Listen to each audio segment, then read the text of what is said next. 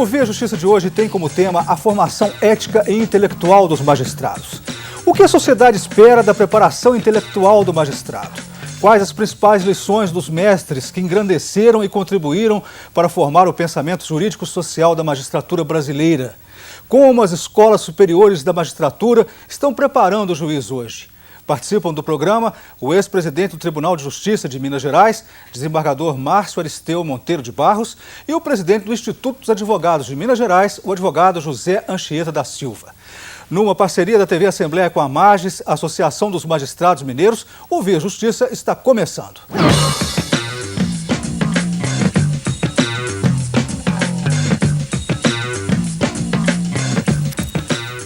Desembargador, o juiz hoje tem melhor preparação do que o juiz do passado? Em certo sentido, sim, mas em outro, não. Vou explicar o porquê. Porque o juiz do passado, ele era intelectualmente melhor do que o atual. O atual, não sei se é pelo grande número de faculdades, popularizou muito o curso de direito e sacrificou a figura do magistrado. Eles não têm culpa disso, não. Eles são produtos da época em que eles vivem. Então essa época não é uma época boa, doutor Anchieta? A questão é muito maior, né? É que o desenvolvimento de toda a sociedade, de toda a humanidade, na verdade, acabou atribuindo uma responsabilidade muito maior aos magistrados. Os magistrados enfrentam todos os processos, tudo aquilo que é posto para eles decidirem, de modo que eles têm uma obrigação, e isto com eles deve ser muito cruel, de ter conhecimento a ponto de decidir sobre todos os campos da atividade humana. Isto é muito grave. Mas não se pode esquecer, o magistrado vem da advocacia para fazer concurso e ser juiz. Se terá feito um curso de direito, espera-se um bom curso de direito. Ter-se-á enfrentado a advocacia e o concurso para a magistratura, de modo que a coisa é uma construção. Mas é preciso registrar, Minas tem o melhor judiciário brasileiro.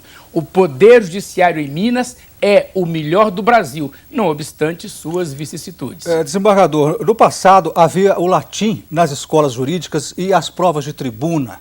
Isso acabou. Foi uma decisão acertada? Eu acho que, quanto a respeito do latim e da tribuna, todas as duas foram equivocadas. Porque todas as duas são importantíssimas para a formação do magistrado.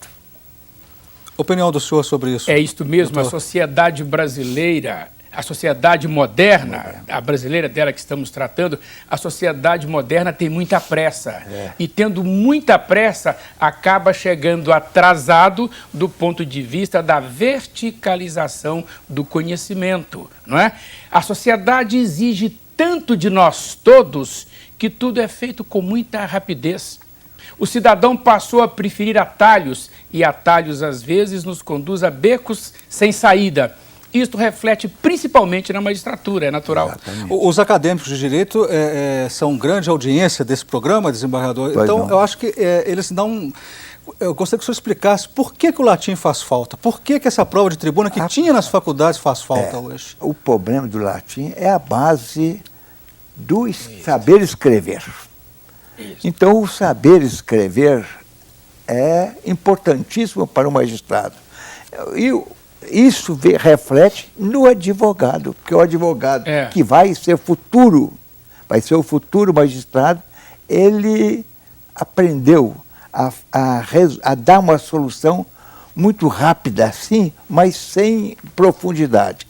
Eu, na faculdade, que eu lecionei 40 anos, eu dizia o seguinte: vou passar um texto para vocês. E esse texto vocês vão interpretar. Uai, o senhor já escreveu, eu tenho interpretado.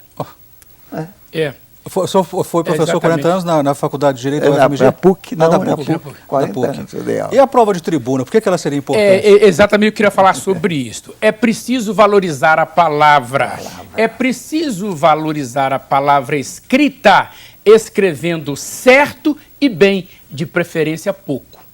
E é preciso valorizar a palavra falada. A oratória na advocacia, a oratória nos tribunais, a oratória diante do Poder Judiciário é fundamental. E o próprio sistema penaliza, não valoriza a oralidade. Isso. O princípio da oralidade é fundamental. Fala-se muito em celeridade do processo. Um dos caminhos curtos para se atingir a oralidade, com os benefícios que dela provém, é exatamente valorizar a oralidade no sistema processual. A magistratura pode e deve ajudar a advocacia, assim ajudando a sociedade neste ponto. Exatamente. Mas é preciso, em primeiro lugar, mudar a lei processual. Exatamente. Vou fazer uma pergunta para os senhores, para todos os dois. Agora, como que os senhores veem as notícias pela imprensa sobre a grande reprovação de cursos jurídicos no país e a existência de peças processuais escritas por operadores do direito com erros de português? Primeiro o senhor, desembargador. Isso acontece com muita frequência. O mal maior, no meu pensamento, é o número de faculdade de direito que espalhou por qualquer parte do Brasil. É verdade. E não há possibilidade de se formar um professor para lecionar numa faculdade de direito de uma cidade interior. Às vezes, não que ela não tenha um grande número de pessoas intelectualizadas, mas não tem uma experiência e vivência muito grande para transmitir ao aluno. Eu acho que o professor ele tem que transmitir a experiência que ele adquiriu com o tempo ao aluno. Então estaria certo esse fechamento desses cursos reprovados, Em primeiro lugar, esta responsabilidade não pode ser atribuída nem à advocacia, nem à magistratura, mas ao governo federal, que irresponsavelmente, numa absoluta falta de compromisso com a seriedade educacional, permite que se abra a faculdade sem requisitos mínimos. Daí o resultado de um grande número de bacharéis sem a menor formação, formação básica. E alguns até com aula no fim de semana. Você imagina só a pessoa fazer um curso de direito num fim de semana. Como é que num fim de semana, numa sexta, sábado, vai resolver o problema dele adquirir toda a experiência necessária para exercer a advocacia? Resulta num bacharelismo enganoso. Enganoso. Com prejuízo para a sociedade, com certeza. Exato, engana a sociedade toda. E desprestigia as carreiras jurídicas.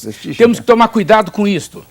Há um trabalho sem rosto e sem rastro, mas muito perceptível, determinado a desvalorizar as carreiras jurídicas. O que a Ordem dos Advogados para a Advocacia, o que a magistratura, com seus organismos próprios, não pode admitir.